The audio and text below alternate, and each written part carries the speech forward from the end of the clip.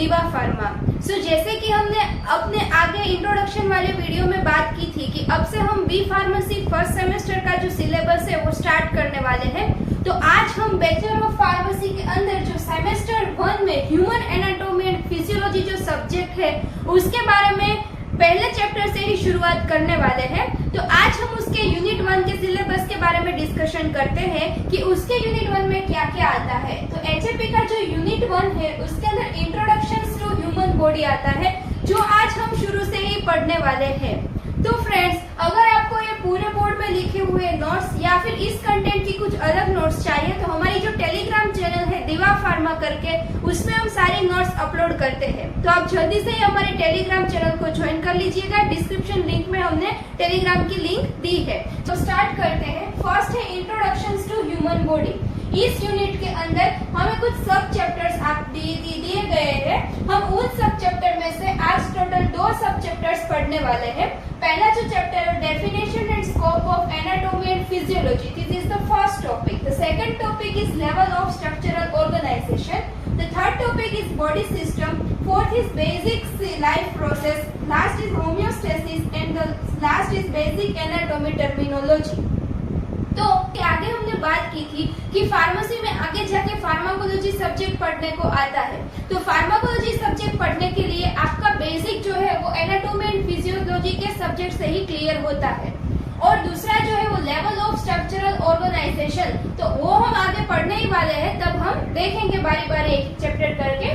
First है anatomy की definition. तो यहाँ पे 2 वर्ड है सब्जेक्ट में, एनाटॉमी एंड फिजियोलॉजी। आपको याद रखना है कि anatomy word leads to structural information and the physiology words lead to functional information। यानी कि एनाटॉमी हमें स्ट्रक्चर के बारे में डेटा देती है, पोजीशन के बारे में कि इसके आगे क्या है, इसके पीछे क्या है। जैसे कि ये मार्कर है तो इसके ऊपर ये ढक्कन है, इसके नीचे यहाँ पे पॉइंट दिया गया है, इसके अंदर इंक है, बाहर ऐसे प्लास्टिक है। तो इन सबको कहते हैं एनाटॉमी।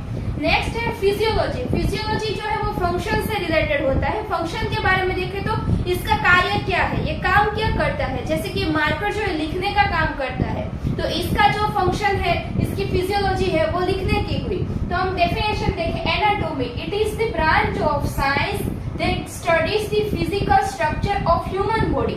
जैसे हमने मार्कर की बात की वैसे हमारे ह्यूमन बॉडी की जो स्ट्रक्चर की बात करेंगे हम, जैसे कि हार्ट का शेप कैसा होता है, स्टमक का शेप कैसे होता है, ईयर के अंदर कौन से बोन रहते हैं, कौन कहाँ रहता है, कौन किसके पीछे किसके आगे, उन सबको हम कहते हैं एनाटॉमी बॉडी। और जो है study of body part structure, forms, positions and relationship with each other, किसके आगे किसके पीछे, किसके ऊपर किसके नीचे, ये सब। नेक्स्ट है physiology, study of functions of the body parts and system. यानी कि बॉडी पार्ट्स का जो फंक्शन है उसका, बॉडी पार्ट्स का फंक्शन एंड बॉडी सिस्टम का फंक्शन। सिस्टम हम आगे देखने वाले हैं, यहाँ पे आएंगे बॉडी सिस्टम जब हम देखेंगे। ब्रांच ऑफ बायोलॉजी, ये फिजियोलॉजी की दूसरी डेफिनेशन है। Branch of biology that deals with the functions such as the metabolism. ये एक टाइप का फंक्शन हुआ मेटाबॉलिज्म, यानी पाचन की क्रिया। हम जो खाते हैं उसको पचने के बाद जो होता है वो मेटाबॉलिज्म है, उसकी क्रिया। रेस्पिरेशन यानी श्वसन की क्रिया। एंड रिप्रोडक्शन, जो आपने 11th-12th बायोलॉजी में पढ़ा होगा कि उसमें प्राणी और मनुष्य और वनस्पतियों का प्रजनन आता है, उस चैप्टर को बोलते हैं रिप्रोडक्शन। ये सारे जो फंक्शंस की हम पढ़ाई करते हैं उसको बोलते हैं physiology.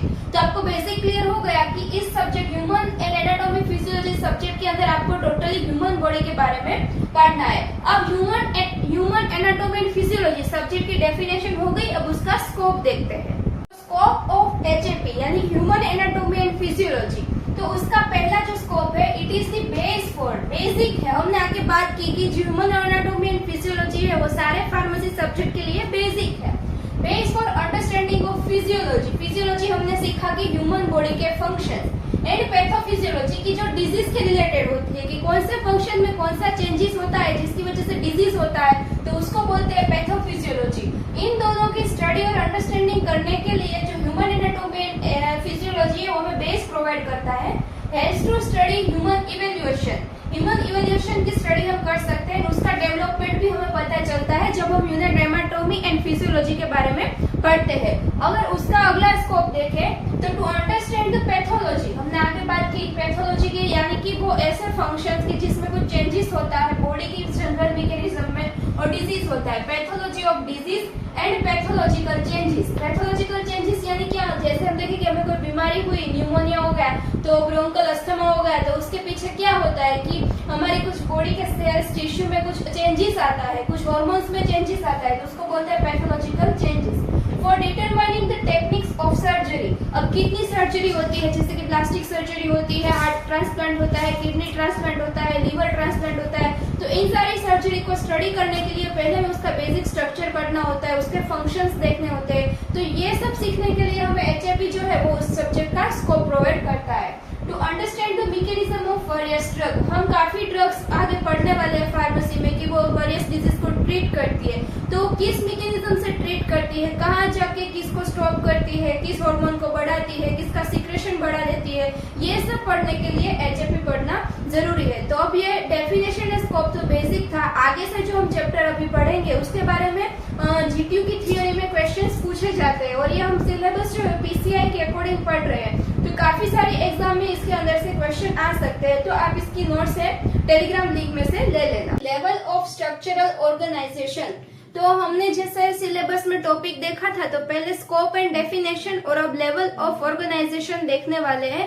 Total 6 level of organisation है, इधर तो हम 6 लेवल पढ़ने वाले हैं, लोअर टू हायर रेंज में होता है। अगर हम पहले से बात करें तो एटम मिलकर क्या बनाते हैं, मॉलिक्यूल। ये कौन से लेवल है कि हमारी बॉडी यानी ऑर्गेनिजम्स कहते हैं, तो हमारा फुल बॉडी यानी फुल ऑर्गेनिज्म यानी कि ह्यूमन ऑर्गेनिज्म बनने के लिए basics lower to higher range में कौन कौन सी चीज बनती है उसको हम बोलेंगे कि लेवल टू ऑर्गेनाइजेशन।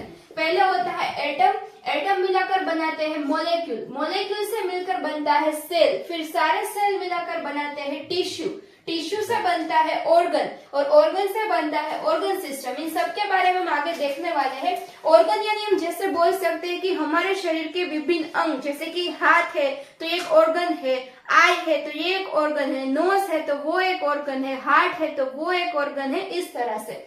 तो पहला जो लेवल है वो है केमिकल लेवल, जिसे हम मॉलिक्यूल लेवल भी बोल सकते हैं। तो हमारी बॉडी जो क्या है वो कुछ डिफरेंट टाइप के मॉलिक्यूल और केमिकल से बनी हुई होती है। तो जैसे हम देखें कि human body is form by various elements, कौन कौन से एलिमेंट से बनी है, तो कार्बन, ऑक्सीजन, हाइड्रोजन, नाइट्रोजन, इन सबको हम मेजर एलिमेंट्स बोल सकते हैं। कि मेजर एलिमेंट्स जैसे कि हम देखते हैं कि हमारी बॉडी के अंदर ग्लूकोज होता है या फिर कोई और कार्बोहाइड्रेट होता है, जैसे कि कितने सारे फ्लूइड्स होते हैं, कितने सारे विटामिन होते हैं, कितने सारे अमीनो एसिड्स होते हैं, तो उन सब जो चीज है वो कहीं ना कहीं एलिमेंट से बनी हुई होती है, तो वो हमारे ऑर्गेनाइजेशन का एक लेवल हुआ। तो ये जो मेजर एलिमेंट्स है वो 96% of the total body weight होते हैं। और फिर बात आती है माइनर एलिमेंट्स की, तो जो टोटल 8 एलिमेंट्स है वो माइनर एलिमेंट्स है। ये आपको एमसीक्यू के लिए भी और थियोरी के लिए भी याद रखना जरूरी है। माइनर एलिमेंट्स में देखें तो calcium, potassium, phosphorus, sulphur, sodium, chlorine, magnesium and iron, तो इतने सारे जो एलिमेंट्स है टोटल 8 वो माइनर एलिमेंट्स की कैटेगरी में आते हैं, जो टोटल बॉडी वेट के 3.8% टोटल बॉडी वेट के हिस्से में रहते हैं। और कुछ अदर एलिमेंट्स भी होते हैं। तो ये जो सारे एलिमेंट्स हमने देखे वो मिलाकर क्या बनाते हैं कि कुछ मॉलिक्यूल्स बनाते हैं, ऑर्गेनिक और इनऑर्गेनिक टाइप के। तो mention elements forms various organic and inorganic types of the molecule which are useful for the our body। जैसे कि देखें कौन से, तो वाटर, हमारी बॉडी के अंदर वाटर रहता है जिसकी हमें जरूरत रहती है, तो ये जो सारे मॉलिक्यूल्स है वो इन एलिमेंट से बनते हैं। फिर मिनरल्स आते हैं, कार्बोहाइड्रेट, लिपिड, प्रोटीन और न्यूक्लिक एसिड, ये सब आते हैं। और न्यूक्लिक एसिड में सेल के अंदर कौन दो रहते हैं, आरएनए एंड डीएनए, इसका फुल फॉर्म याद रखना जरूरी है जो एग्जाम में पूछा जाता है, ribonucleic acid and deoxy ribonucleic acid. फिर बात आती है दूसरा लेवल, जैसे कि हमने पढ़ लिया केमिकल लेवल, अब कौन सा दूसरा लेवल है, सेल्यूलर लेवल। ये भी इजी है, याद रखना, इसकी पूरी शॉर्ट नोट पूछी जाती है कि डिफाइन और डिस्क्राइब द टोटल 6 लेवल और otherwise the level of structural organisation.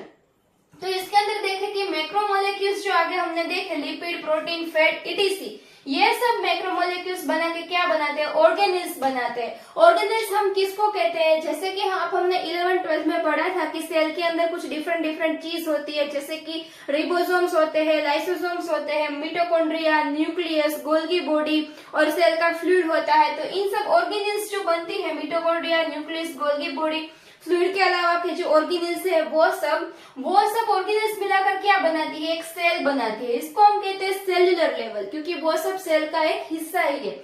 तो सेल की डेफिनेशन क्या रहेगी कि cell is the basic structural and functional unit of the body. Cell जो बनता है उसको बोलते हैं सेल्यूलर लेवल। मैक्रोमोलेक्यूल में से ऑर्गेनेल्स और ऑर्गेनेल में से बनता है सेल। का जो लेवल ऑफ स्ट्रक्चरल ऑर्गेनाइजेशन है वो है टिश्यू लेवल।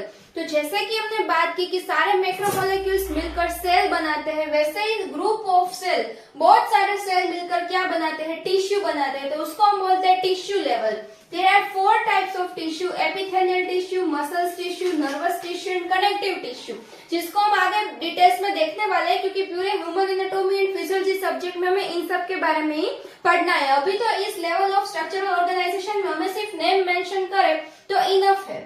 ने उसका जो क्या फंक्शंस होता है टिश्यू का, तो प्रोटेक्ट करती है, बॉडी को प्रोटेक्शन देती है, सिक्रेशन कराती है, यानी कि कुछ कंडीशन हम जब बीमार हो या फिर कुछ कंडीशन में बाहर से कुछ एंटीजन आए हो, वो हमें हार्मफुल हो, उसके सामने लड़ने के लिए कुछ सिक्रेशन की जरूरत होती है। जैसे कि टीयर्स आते हैं, मुंह में पाचन के लिए सलाइवा आती है, तो इन सारे सिक्रेशंस का काम कौन कराती है, टिश्यू।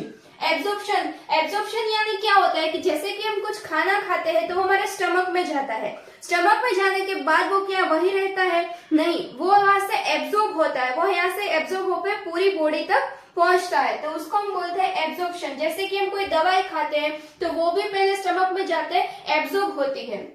नेक्स्ट जो है वो ऑर्गन लेवल। तो सारे टिश्यू मिलकर क्या बनाएंगे, ऑर्गन बनाएंगे। सेल से टिश्यू बनती है, टिश्यू से ऑर्गन्स बनते हैं। Various tissue collectively forms organ. जैसे कि हम एग्जांपल देखें तो स्टमक यानी हमारा पेट, किडनी, लीवर, ये सब जो है वो डिफरेंट ऑर्गन है जो डिफरेंट टिश्यू से बनी हुई होती है। स्टमक के अंदर ये चारों टिश्यू रहती है। फिर है ऑर्गन सिस्टम लेवल। तो ऑर्गन सिस्टम किससे बनती है, जैसे कि हम देखें कि कंप्यूटर, सीपीयू जो है, माउस है, ये सब मिलकर के एक ऑपरेटिंग सिस्टम बनाते हैं। वैसे ही डिफरेंट टाइप के जो ऑर्गन्स है वो कुछ उसके अकॉर्डिंग हो कि जिसकी स्ट्रक्चरल सिमिलरिटी हो या कुछ फंक्शंस हो, जैसे कि कोई एक सिस्टम बनाते हैं। जैसे कि पाचन करने के लिए अलग सिस्टम है, हमारे बॉडी में से यूरिन और वो जो चीज हमें जरूरी नहीं है, हमारे लिए टॉक्सिक है, वो सब निकालने के लिए एक्सक्रीशन सिस्टम बनाते हैं। फिर हमारा हार्ट पंप करने के लिए, पूरी बॉडी में ब्लड पहुंचाने के लिए कार्डियोवास्कुलर सिस्टम बनती है। उसी तरह जो डिफरेंट ऑर्गन्स है, 2 और मोर ऑर्गन्स कंबाइंस टुगेदर, वो कलेक्टिवली कंबाइन होकर along with associated structure to form an organ system. जैसे कि यहाँ पे हम बात एग्जांपल के रूप में हमने देखा है डाइजेस्ट सिस्टम। आगे का हमारा जो टॉपिक है फर्स्ट चैप्टर का वो है बॉडी सिस्टम। उसके अंदर हम different type of organ system देखने ही वाले हैं। टोटल 11 टाइप की ऑर्गन सिस्टम, बॉडी सिस्टम होती है, वो हम देखेंगे। अभी यहाँ पे डाइजेस्टिव सिस्टम है, तो डाइजेस्टिव सिस्टम में बहुत सारे ऑर्गन मिले होते हैं। तो डाइजेस्टिव सिस्टम में 2 और मोर ऑर्गन्स, तो वो मोर ऑर्गन्स कौन से होते हैं, जैसे कि सलाइवरी ग्लैंड होती है, माउथ होता है, फिर जो खाना यहाँ से नली में से जाता है उसको बोलते हैं इसोफिगस होती है, फिर स्टमक होता है, फिर स्मॉल इंटेस्टाइन, लार्ज इंटेस्टाइन, ये सब कलेक्टिवली क्या बनाते हैं, डाइजेस्टिव सिस्टम। और जो 6th लेवल है, लेवल ऑफ स्ट्रक्चर ऑर्गेनाइजेशन का लास्ट लेवल, वो है ऑर्गेनिज्म लेवल। तो ये सारी सिस्टम मिलकर एक ऑर्गेनिज्म बनाती है, यानी कि हम सब ह्यूमन है या फिर कोई प्राणी है उसको हम ऑर्गेनिज्म बोल सकते हैं कि ये वो ऑर्गेनिज्म है।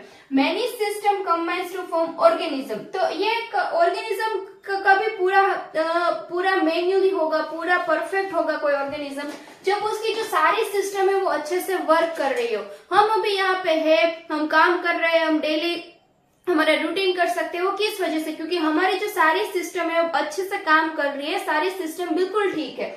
तो an individual can survive only of all the system works properly. हम सर्वाइव कर रहे हैं क्योंकि हमारी सारी जो ऑर्गन सिस्टम है वो ठीक से कार्य कर रही है। तो इस तरह से हमने सारे लेवल जो है ऑफ स्ट्रक्चर ऑर्गेनाइजेशन वो खत्म किए। इसके बाद हम नेक्स्ट पढ़ने वाले बॉडी सिस्टम के बारे में। जैसे कि हमने यहाँ डाइजेस्टिव सिस्टम देखा, वैसे टोटल 11 टाइप की बॉडी सिस्टम होती है जिसको हम डिटेल में देखेंगे। तो कनेक्ट रहना दीवा फार्मा के साथ और आप अपने डाउट्स कमेंट बॉक्स में जरूर बता सकते हैं। Thank you friends.